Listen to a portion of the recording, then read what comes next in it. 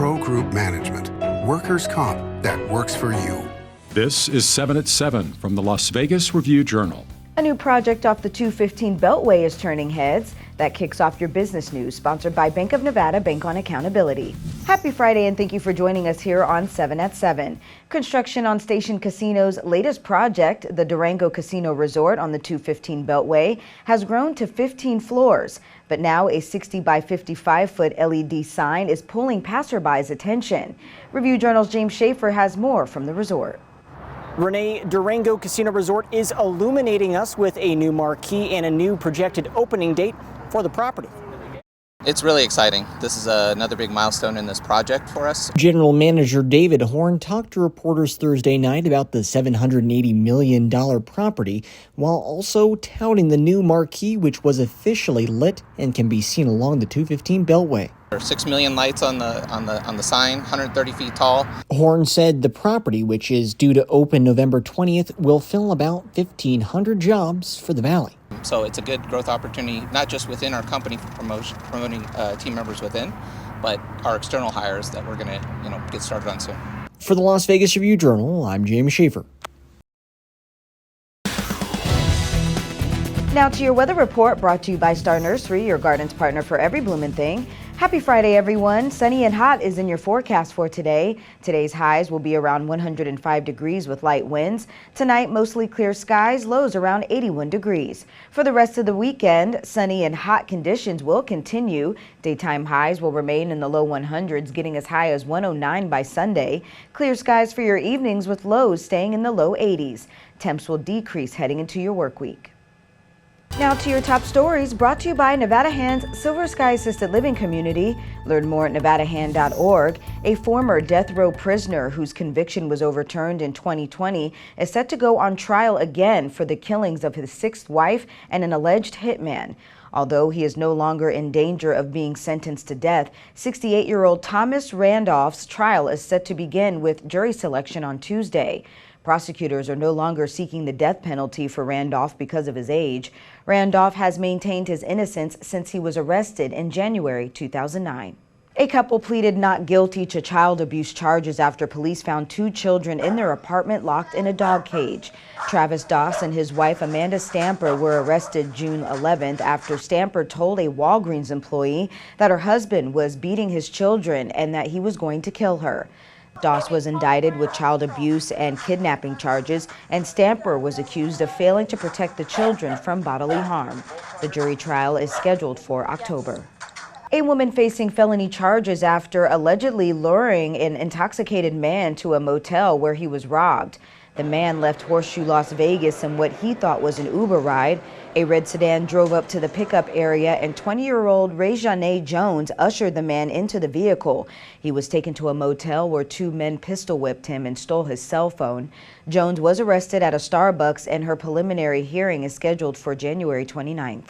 As CCSD students prepare to head back to school on Monday, expect an increase in police presence on campus. Southern Nevada law enforcement agencies have come together to ensure a violence-free environment so our children and educators can focus on what's important, and that is their education.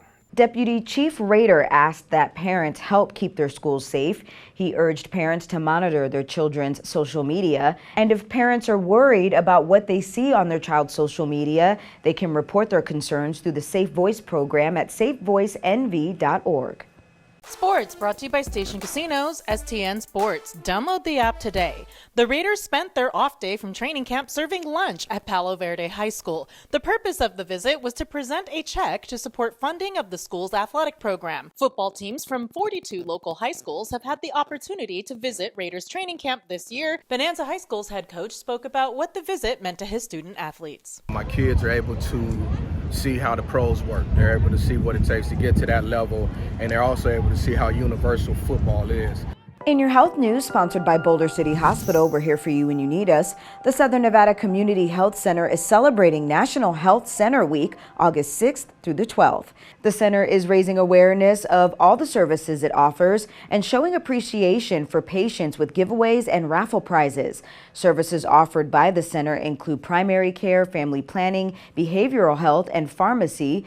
There's 2 locations, one on South Decatur Boulevard and the other on Fremont Street. Sports betting brought to you by the Las Vegas Paiute Tribal Smoke and Cigar Shop. The United States was fortunate to qualify for the round of 16 at the Women's World Cup, but the Americans are minus 180 favorites over Sweden at the Westgate Superbook to advance to the quarterfinals. Sweden is a plus 150 underdog in the match, which takes place early Sunday.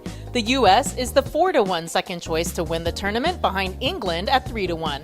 Spain is 9-2, while France is next at 7-1. In your entertainment news, sponsored by Arizona Charlie's, has live entertainment every weekend at both locations. Go to ArizonaCharlies.com to see who's playing. Ahead of another busy weekend in Las Vegas, Review Journal's John Katz-Lamirez has a preview of the performers hitting the Strip. The Cats trifecta begins at Pearl at the Palms on Friday and Saturday night with Keith Sweat, the man who broke big with Make It Last Forever, is back in town. He not only sings songs, he inhabits them. Kelly Clarkson is back at Back Theatre at Planet Hollywood. She is so comfortable in her own skin, wickedly talented, and a lot of fun to spend time with. And we have Sebastian Maniscalco performing his 50th show this weekend at Encore Theatre. He's there on Friday and Saturday night, and he also has a new project coming soon on Max.